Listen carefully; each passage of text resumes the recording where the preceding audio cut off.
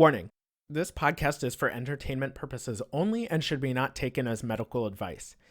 This episode contains discussions of Nazis, Nazi propaganda, drug use, and sexually transmitted diseases. When you hear the word dictator, what immediately comes to mind? The symbols, the imagery characteristic of autocratic regimes, the crowds, the speeches, and hyper-militarism? What dictators come to mind? Most of us are familiar with some of the most brutal dictators in history and their actions, but we are probably less familiar with the doctors that keep these men alive and healthy. On this episode of CT the Head, we are going to explore the doctors who treated two infamous patients, Adolf Hitler and Joseph Stalin.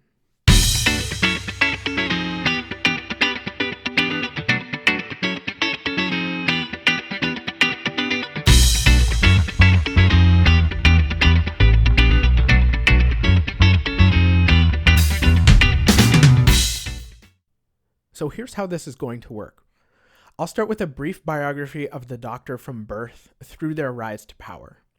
This isn't primarily a history podcast, so these bios will be very basic.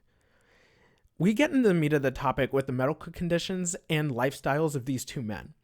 Next, I'll introduce their personal physicians, how they became the doctors of dictators, and their downfall.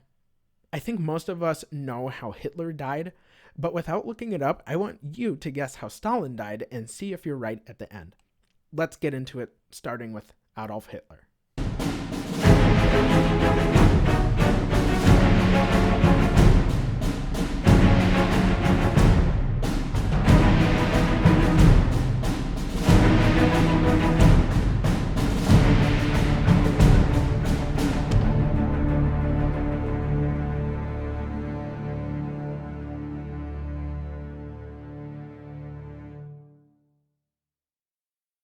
Adolf Hitler was born on April 20th, 1889 in Braunau am Inn, Austria, to Alois and Clara Hitler.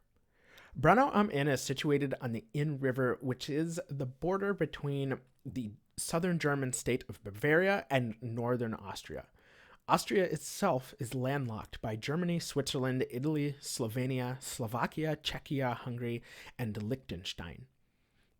Hitler was very attached to his mother and disliked his father. He attended school in Austria but was not a good student. Hitler lost his younger brother Edmund in 1900 to measles, and only 3 years later, Hitler's father passed as well. Because of his poor performance at school and his mother's over-admiration for him, Hitler was allowed to leave school in 1905. Alois would never have allowed Hitler to just drop out so long as he was alive. Hitler then bounced around for a while, painting and living on support from his mother. In 1907, Hitler tried to get into art school but was rejected from the Academy of Fine Arts in Vienna. That same year, his mother passed away from breast cancer. We talked about what cancer is and how it spreads in the Sidney Farber episode. Without his mother's support, Hitler eventually ran out of money and was forced to live in homeless shelters.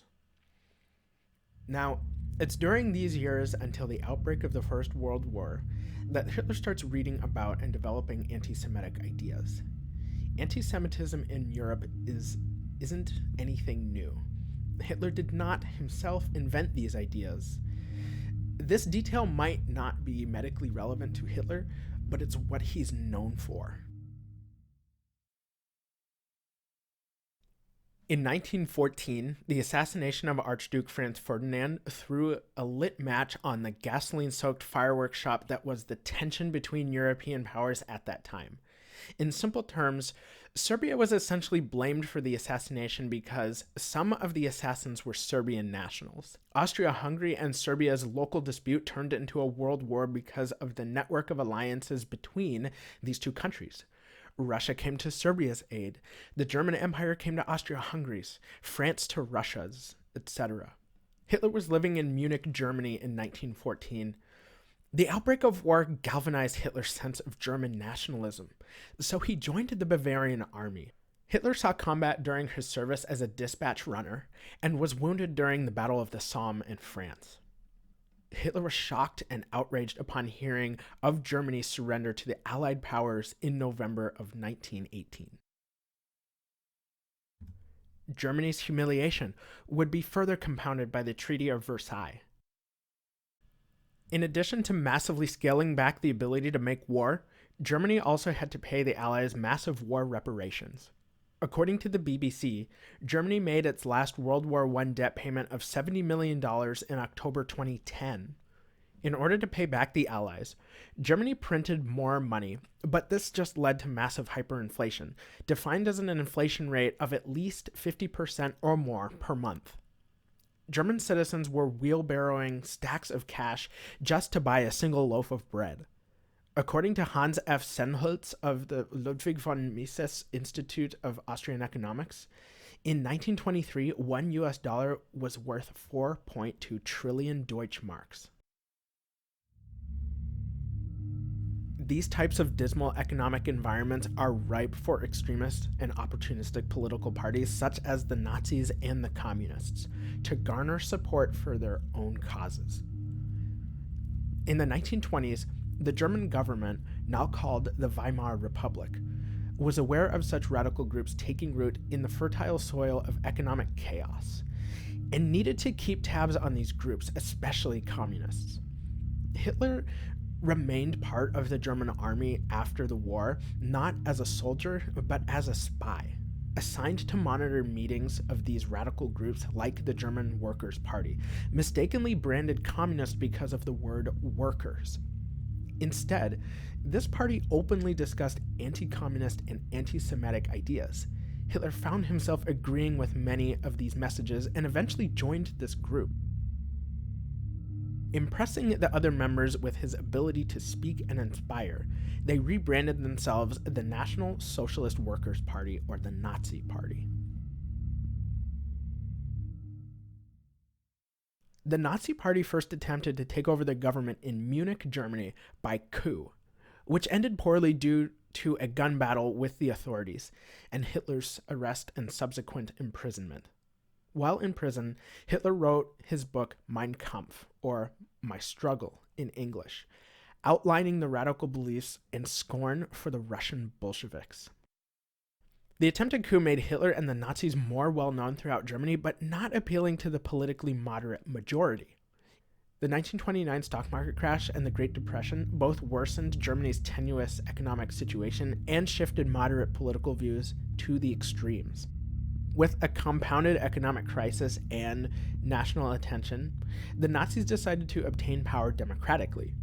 Hitler lost the 1932 election to Paul von Hindenburg, but was made chancellor since the Nazis obtained most of the seats in the Reichstag.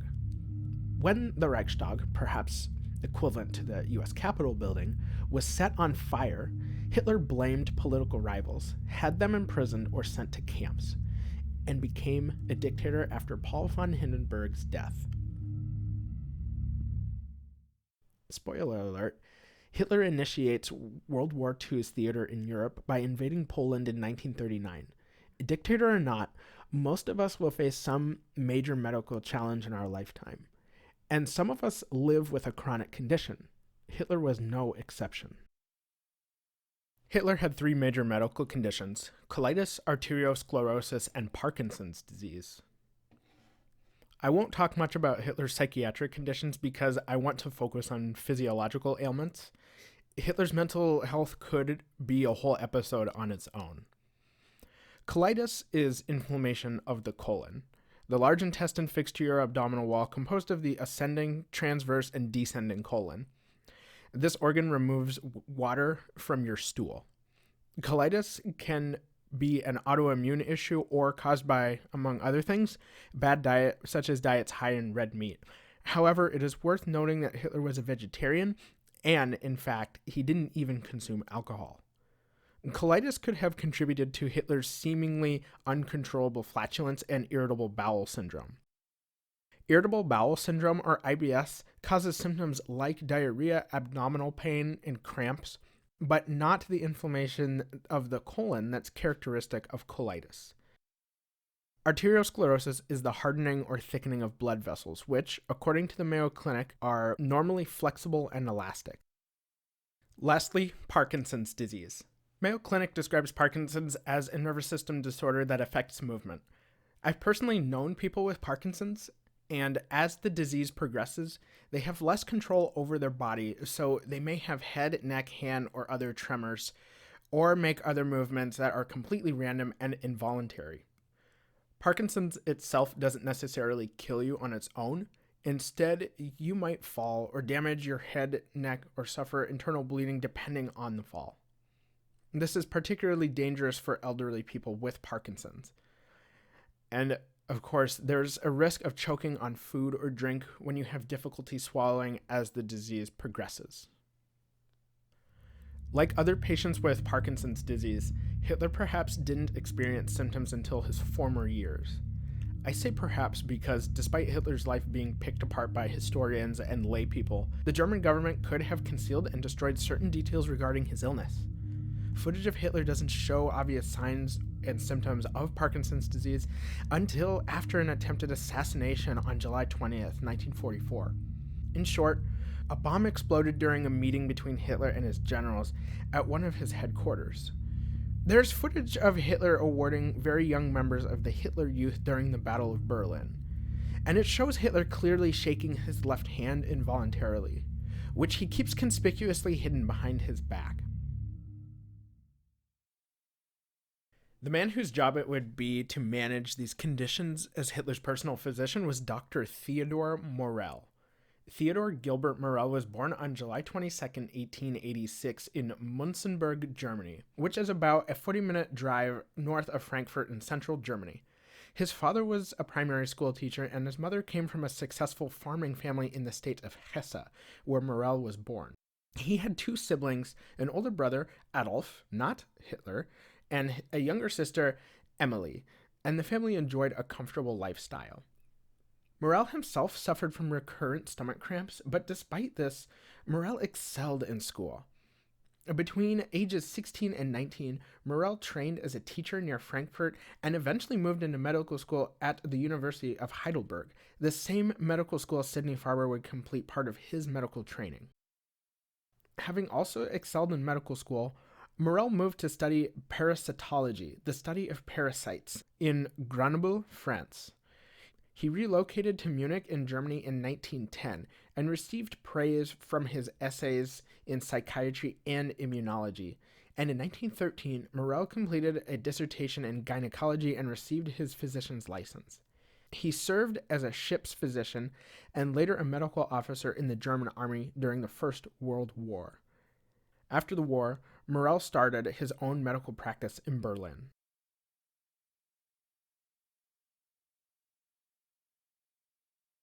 In 1920, Morell married Johanna Müller, a wealthy and well-connected actress. Using his wife's fortune, Morell was able to decorate his office with high-end furnishings and purchase state-of-the-art equipment. Through his wife's connections, he was able to make appointments with and treat patients belonging to the Berlin elite, and his practice grew and progressed well. Among the elite, he became known for his specialized treatments using bacterial medicine and the ability to treat sexually transmitted infections, or STIs. He was also known, for better or for worse, to give his patients, quote, vitamin injections. Now, I'm not sure exactly what combinations of drugs Morell had in these injections, but according to a video biography of Theodor Morell, quote, these injections provided the undernourished patients a much-needed boost to their immune system or metabolic systems. If these injections failed to produce the desired effects, stimulants such as testosterone were added to give his patients a short-term boost in the hope his patients would come back for more, end quote. His experience with drugs and handling of needles would prove essential in the care of Adolf Hitler. More on that later. First, we have to talk about the innovative and robust German chemical and pharmaceutical industries in the 19th century. For example, it was the German chemist Fritz Haber, who is known as the father of chemical warfare, who saw an opportunity to employ the German chemical industry to weaponize chlorine and other gases during World War I. Haber is better known for his invention of the Haber-Bosch process to synthesize ammonia from both nitrogen and hydrogen gas, which revolutionized the production of fertilizer. Yes, this has nearly nothing to do with our topic, but it gives historical context to Morell's medical practice. Additionally, many controlled or illegal substances we know today, like morphine, cocaine, heroin, and amphetamines, were synthesized or discovered in 19th century Germany.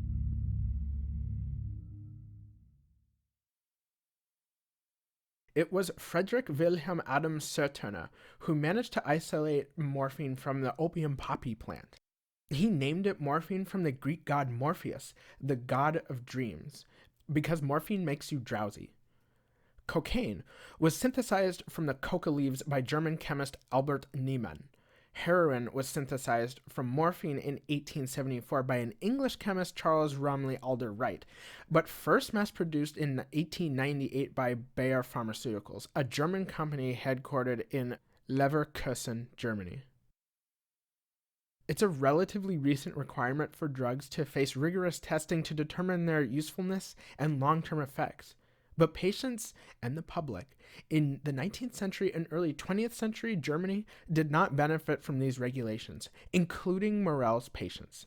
In fact, many German residents, at least in the urban centers, particularly Berlin, were chemical dependent, and systemic drug use wasn't unique to civilian life.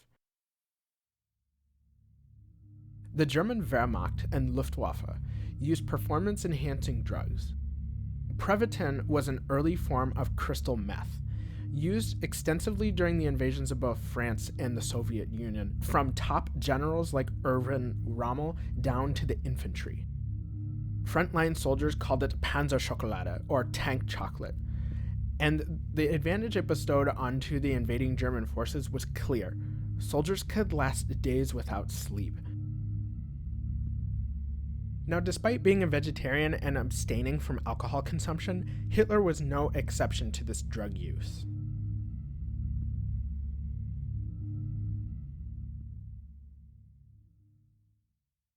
In 1933, life was excellent for Dr. Morell.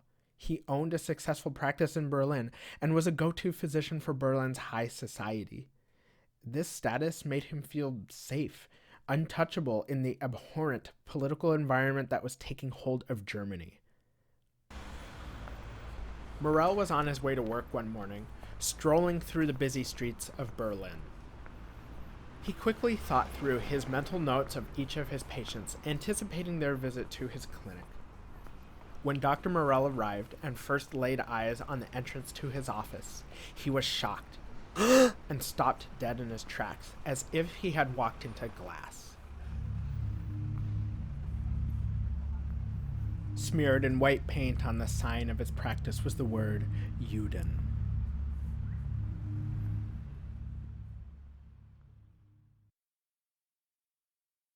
In the early years of the Nazi regime, Jewish physicians were ostracized.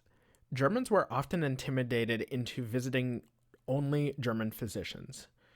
Dr. Morell, who was by no means a Nazi, had cared for Jewish patients, but he was horrified to find graffiti on his practice, not only because that would be terrifying, but also because it could have ruined his years of investment and connection with Berlin's elite, if his patients thought he was Jewish. In fact, Morell was not Jewish. He was targeted only because of, quote, his Jewish features. And to prove he wasn't Jewish, he did join the Nazi Party. Doing so would yield new patients and opportunities. In 1936, again through his wife's connections, Morell met Hitler's personal photographer, Heinrich Hoffmann. Morell was summoned to Munich to treat Hoffmann's gonorrhea, since, remember, Morell specialized in the treatment of STIs. Gonorrhea, also called the clap, is a disease caused by the gram-negative bacteria Neisseria gonorrhoeae. It can infect both men and women and spreads during vaginal, oral, and anal sex. According to the Mayo Clinic, women who are pregnant can pass gonorrhea to their babies during childbirth and infect the infant's eyes. Signs and symptoms include painful urination and pus-like discharge, and if left untreated, it can result in pelvic inflammatory disease or PID in females and testicular swelling in males. Gonorrhea can be treated with antibiotics, but antibiotic-resistant gonorrhea has been making headlines in recent years. Morell successfully treated Hoffman's gonorrhea, and in doing so, garnered the attention of other members of Hitler's inner circle. In 1936, Hoffman invited Morell and his wife to spend Christmas in Munich with him. Hoffman suggested they pay a visit to the Führer at the Berghof, Hitler's retreat-like estate in Obersalzberg. Mrs. Johanna Morell describes the moment, quote, "At a quiet moment when everyone else was in the bowling alley, my husband and I sat on a couch near the fireplace. Suddenly, Hitler came in, and he said, 'Morell, do you have a minute?' Her husband stood and followed Hitler into the greenhouse. Martin Bormann and Brandt came in. They had obviously noticed something. I realized later. They entered the greenhouse, but Hitler sent them away. That was the moment my husband committed himself to Hitler. When Dr. Morell returned, she confronted him. 'What is this to us?' she snapped at him. 'Why here of all places while we have a booming practice in Berlin?' The temptation was too big for Dr. Morell, though. Probably he examined Hitler the very next day." End quote. And yes, you heard bowling alley. Bowling has existed since ancient Egypt. Perhaps Morell did examine Hitler the next day. However, the Führer had a habit of not allowing anybody to see him in a state of undress, since he believed that was not a dignified way to see the leader of Nazi Germany. Hitler refused many forms of examination, including x-rays, but Hitler's particulars as a patient lent well to Morell's skill set and experience with medications and needles. Hitler challenged Morell to cure his stomach cramps and a rash on his leg. If he succeeded, Hitler promised Morell a house. So, true to his unique methods, Morell treated Hitler with a combination of vitamin supplements and a drug called Mutaflor. According to Mutaflor's own website, quote, "The discovery and development of Mutaflor goes back to Professor Alfred Nissele from Freiburg. During World War I, when searching for E. coli bacteria with an antagonistic activity, that is, growth inhibition, against intestinal pathogens, he isolated a special E. coli strain from the stool of a war participant. As opposed to most of his comrades, the latter had remained completely gut healthy during the military campaign in the Balkans, contracting neither dysentery, typhoid fever, paratyphoid fever, nor any other enteriditis." End quote. In simple terms, the drug is a non-pathogenic strain of E. coli, and the drug works by suppressing bad bacteria in the gut. Morell hypothesized that Hitler's stomach cramps were a symptom of bad bacteria thriving in the intestines. Similarly, today in 2020, doctors are pioneering procedures called fecal transplants, where the microbiome of one patient's gut is transplanted via a kind of stool sample to the microbiome of another patient. So we see modern fecal medicine has precedent in Hitler's treatment. About 6 months later, not only was Hitler able to eat his normal diet without later experiencing cramps, but the rash on his leg had healed, and Hitler appointed Morell his personal physician in 1937. Morell was now probably the most well-known doctor in all of Germany. Hitler also gave Morell that house he promised located near Morell's clinic in Berlin. These connections would also benefit Morell financially, as his other patients included high-ranking individuals in the Nazi Party, as well as investments in companies that produced many of the drugs used in Morell's injections. For example, as the Germans conquered more territory in Eastern Europe, Morell used his connections to use captured facilities and materials to manufacture ingredients for his drugs. There is no other way to say it. Morell became a very wealthy man. But the fame and fortune came at a price. Many in Hitler's inner circle were sycophants that would do anything for Hitler's attention to boost their own power and ego and hated their fellow colleagues, including and especially Dr. Morell, ever jealous of his closeness to Hitler. They labeled Morell a quack doctor, or because it's the Nazis, floated rumors of supposed Jewish heritage. But fortunately for Morell, Hitler loved his unconventional approach to medicine. But this had its trade-offs as well. It became clear to Dr. Morell that as long as the Fuhrer was healthy, he would be protected. Complaints about Dr. Morell would be handled swiftly and with fury, like when Hitler's former personal physician, Dr. Karl Brandt, was dismissed and cast from the exclusive Nazi ranks, when Dr. Brandt expressed mistrust in Dr. Morell. On the flip side, if Hitler was ill, and Dr. Morell couldn't remedy the Fuhrer's ailments, there was less of a reason for Morell's continued employment. Whatever Morell's qualities as a doctor, he was a very good, meticulous record keeper.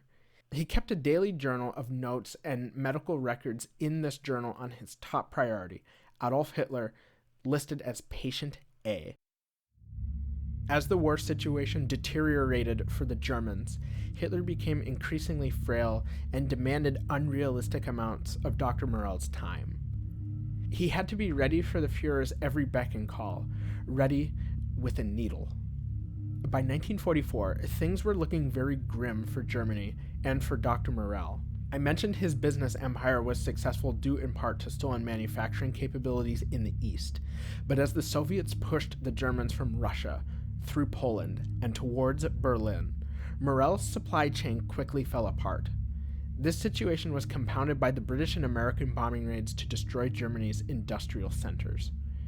Hitler's health was also deteriorating towards the end of the war as Germany's position was becoming more untenable.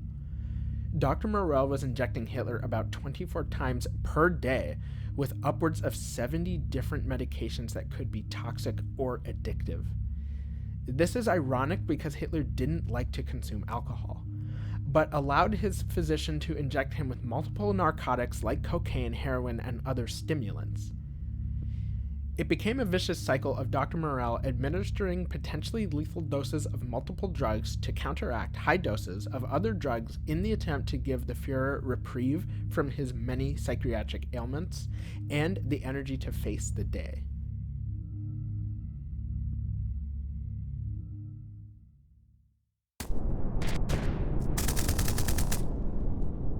In April 1945, the Battle of Berlin raged close to the Fuhrer bunker as the Soviets swept up the remaining German defenses.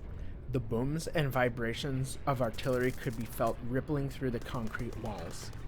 Dr. Morell was summoned by Hitler and fired. In Dr. Morell's words, quote, "On Saturday the 21st, Hitler was very depressed. He must have had an important meeting the evening before. I wanted to give him another injection, but he grabbed me by the arm and lost his temper. He yelled, and he knew exactly that I was going to inject him with morphine." End quote. When Dr. Morell protested, Hitler berated him and threatened to have him executed.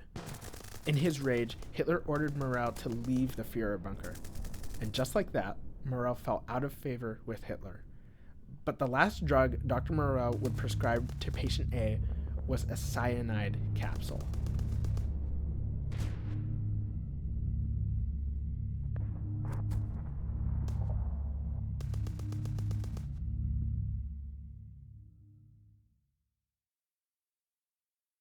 Dr. Morell was on one of the last flights departing Berlin to Munich.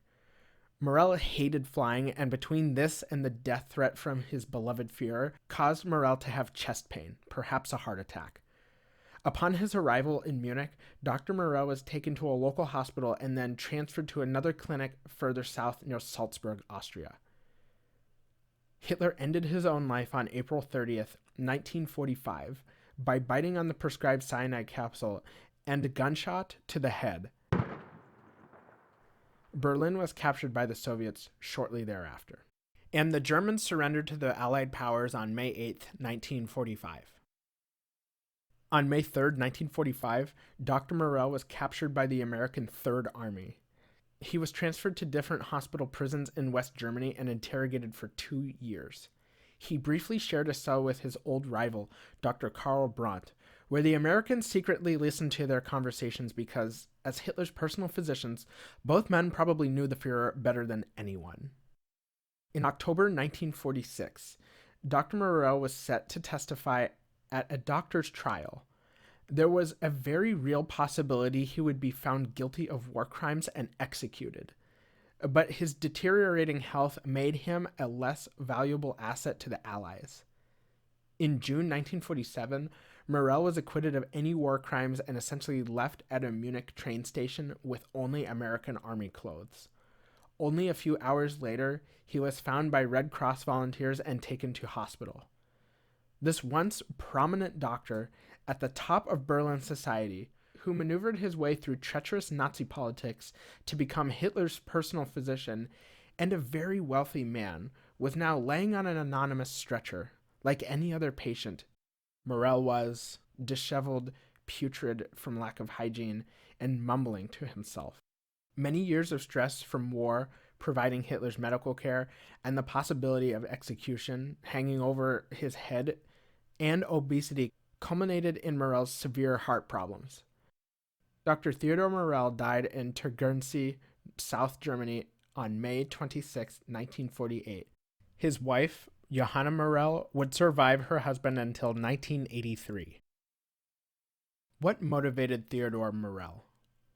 Morell was fortunate to have been born into a well-educated middle-class family, and I think the access he had to education, combined with natural ability and affinity for science, is what drew him to ultimately study medicine.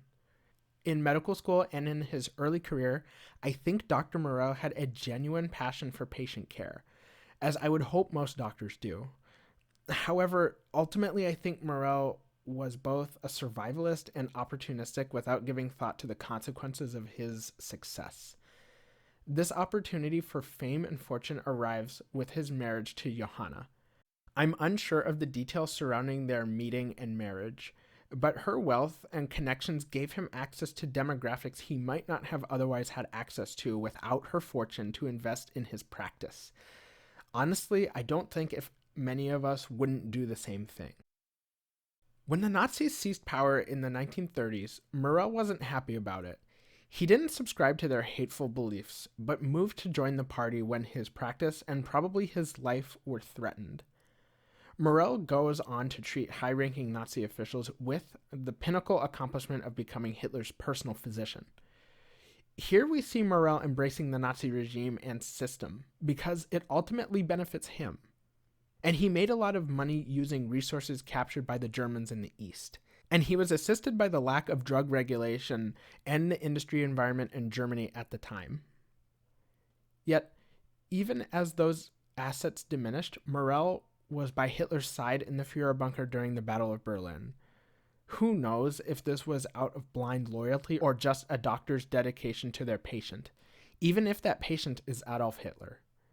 In terms of medicine, Morell was innovative. In terms of who or what paid him, he was complacent.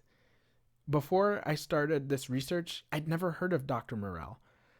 Possibly because the award of Evil German Doctor goes to the Angel of Death, Joseph Mengele, or because Morell died in relative obscurity.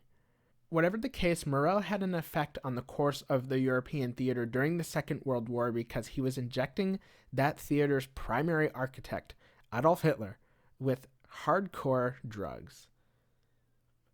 At the war's end, back in the East, in Moscow, victory was being celebrated by another brutal dictator, Joseph Stalin.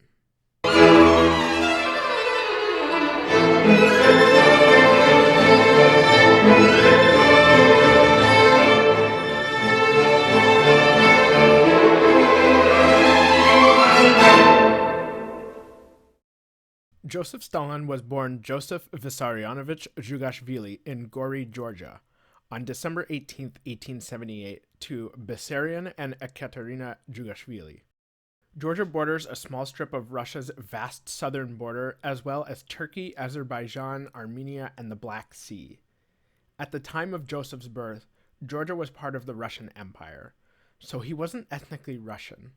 Georgia has a vastly different culture and language.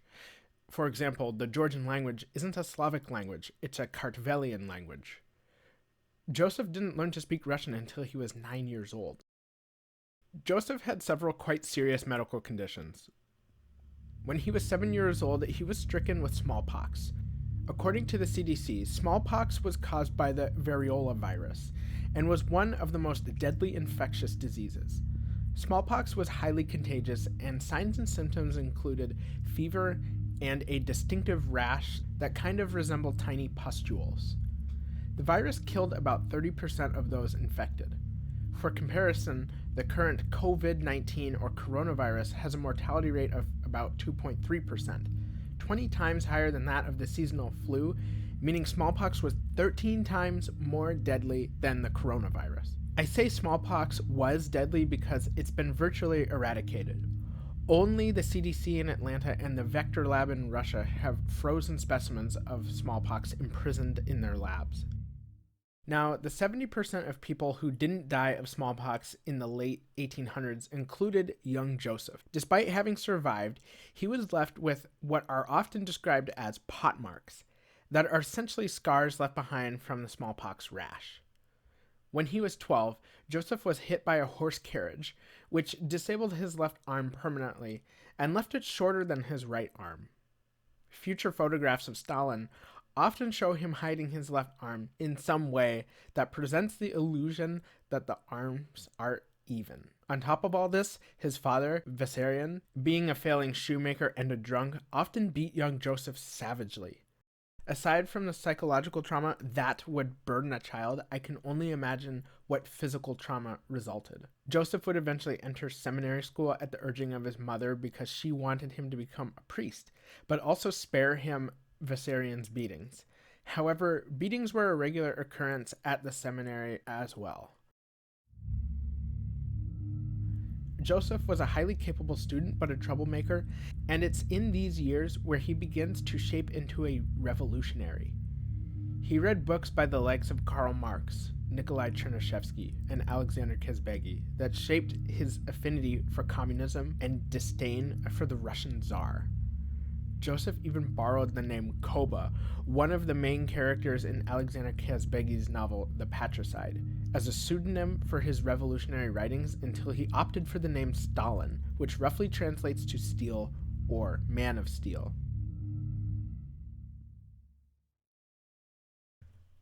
I won't go into great detail about Stalin's rise to power, so to address the last medical condition, if it can be considered one, is stress. Stalin, it seems, was always plagued by stress. According to the National Institute of Health, quote, chronic stress can disturb the immune, digestive, cardiovascular, sleep, and reproductive systems. Some people may experience mainly digestive symptoms, while others may have headaches, sleeplessness, sadness, anger, or irritability.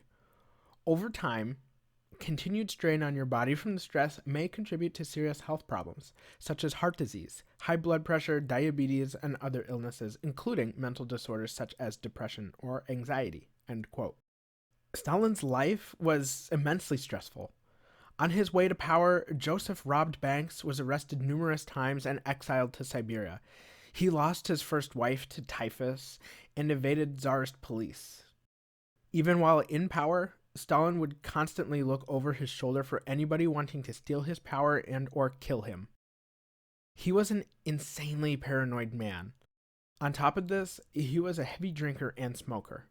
Most nights, he would host parties at the Kremlin or at his dacha with his inner circle, with excessive alcohol consumption, until 2 or 3 in the morning.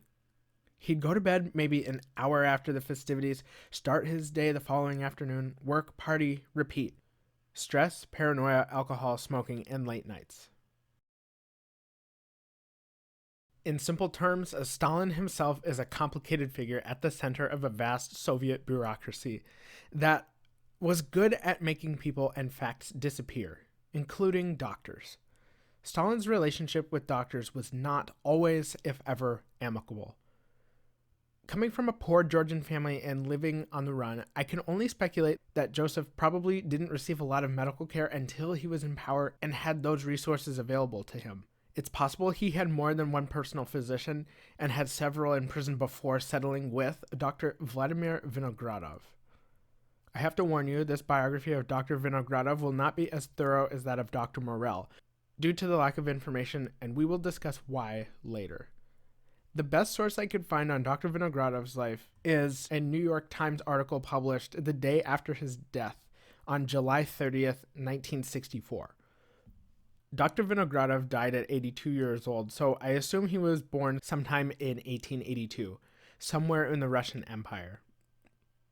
He graduated from Moscow University in 1907. Most of his life was spent teaching and conducting research on tuberculosis, an infectious disease caused by Mycobacterium tuberculosis that usually attacks your lungs. And he also studied acute nephritis, inflammation of the nephron tissue in your kidneys. Dr. Vinogradov also pioneered endoscopic techniques in the Soviet Union and served as a consultant to the Ministry of Public Health. He was a member of the Soviet Academy of Medicine and the president of the Moscow Therapeutic Society, and received several awards for his service. He clearly had a long list of accomplishments. And from these prestigious positions with proximity to powerful people in the government, Dr. Vinogradov and other physicians were responsible for the care of the Communist Party members, foreign communist leaders who visited Moscow for medical care, and Soviet leaders like Joseph Stalin.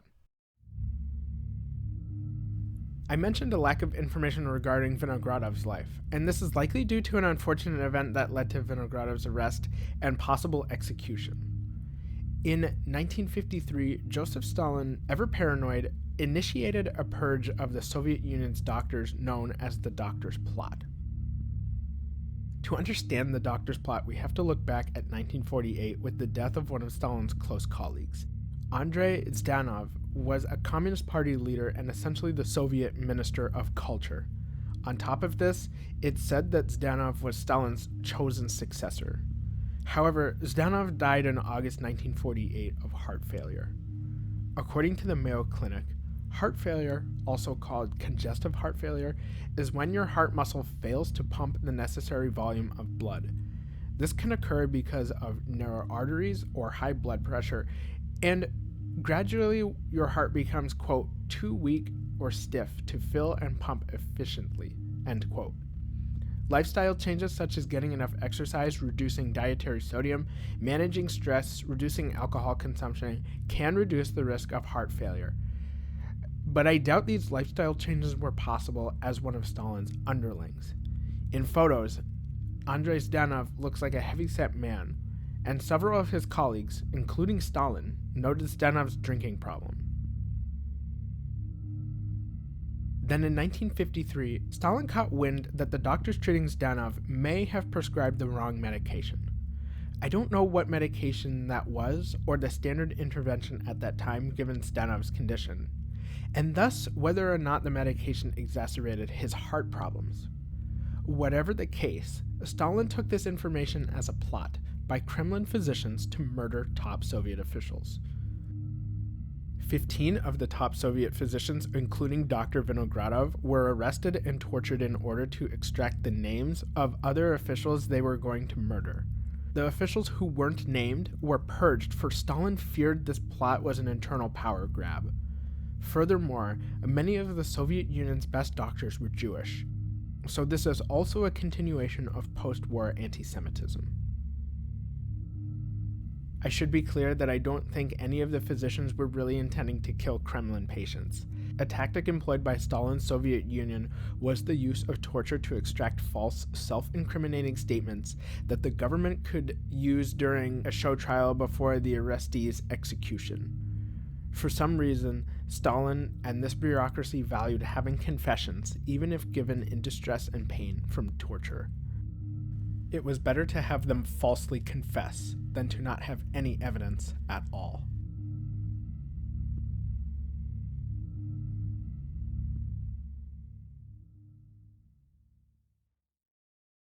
Fortunately for Dr. Vinogradov and many others, Stalin himself died on March 5th, 1953, officially from a cerebral hemorrhage.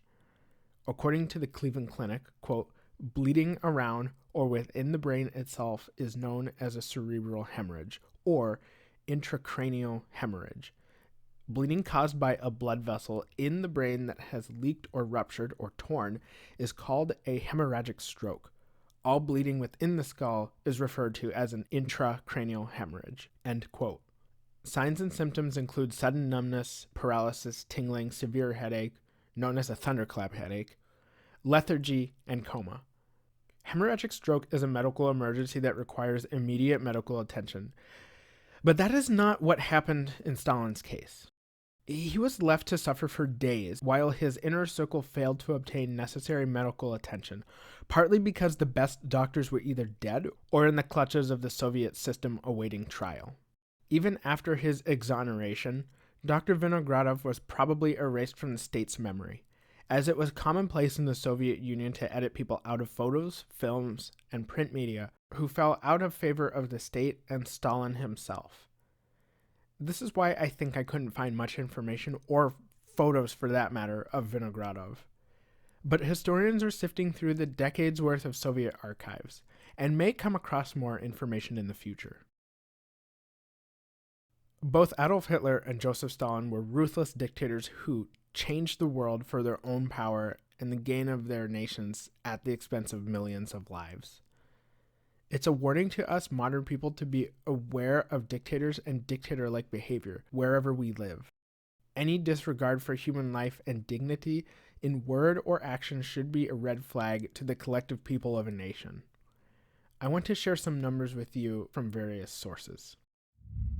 Stalin is responsible for the deaths of an estimated 20 million people. Some sources suggest this number could be as high as 40 million. Hitler is responsible for the deaths of between an estimated 11 to 12 million people, and probably more. Now, Stalin lived for 74 years, and Hitler for 56. That's an average of 65 human years in the mid-20th century.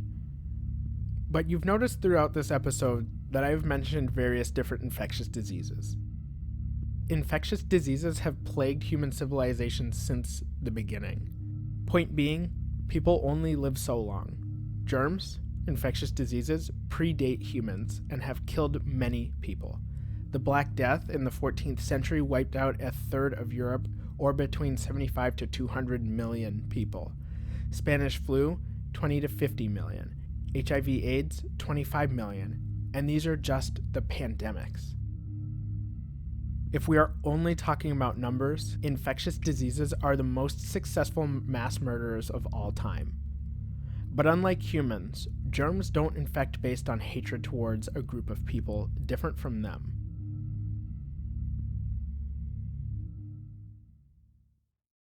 So I want to go back to what I said about preserving human life and dignity. Whether dictator or disease, especially in the face of the coronavirus outbreak, humans need to fight together as a species. Thanks for listening to C to the Head. I hope you enjoyed this episode. You can follow this podcast on Facebook and Instagram at CT the Head. Please be sure to like and share this show and not your germs. Wash your hands.